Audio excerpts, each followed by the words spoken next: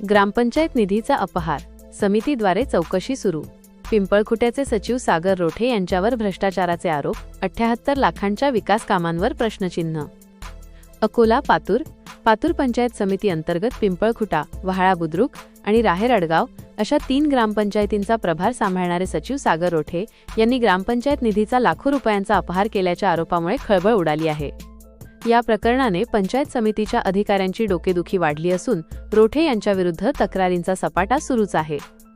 त्रिसदस्यीय समितीकडून अभिलेख तपासणी. पिंपळखुटा ग्रामपंचायत निधीच्या अपहार प्रकरणाची गांभीर्याने दखल घेत पातूर पंचायत समितीचे विस्तार अधिकारी अनंत लव्हाळे, लेखाधिकारी धोटे आणि शाखा अभियंता मयूर राऊत या 3 अधिकाऱ्यांच्या समितीने शुक्रवार जानेवारी 30 रोजी पिंपळखुटा ग्रामपंचायत कार्यालयात धडक दिली.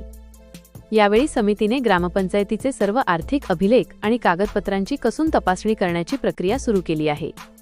78 लाखांचा खर्च, पण विकास कुठे?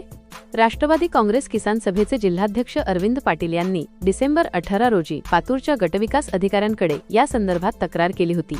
ऑनलाईन माहितीनुसार सरपंच अलका सुभाष वाहोकार यांच्या कार्यकाळात पिंपळखुटा गावाच्या विकासासाठी 15व्या वित्त आयोगातून जवळपास 78 लाख रुपये खर्च झाल्याचे दाखवण्यात आले आहे. मात्र प्रत्यक्षात गावाची परिस्थिती जैसे थे असल्याने हा विकास कामांचा पैसा गेला कुठे, असा संतप्त सवाल ग्रामस्थांकडून उपस्थित केला जात आहे. निलंबन व फौजदारी कारवाईची मागणी. अरविंद पाटील यांनी आपल्या तक्रारीत सचिव सागर रोठे यांनी 15व्या वित्त आयोगातील लाखो रुपयांचा अपहार केल्याचा थेट आरोप केला आहे.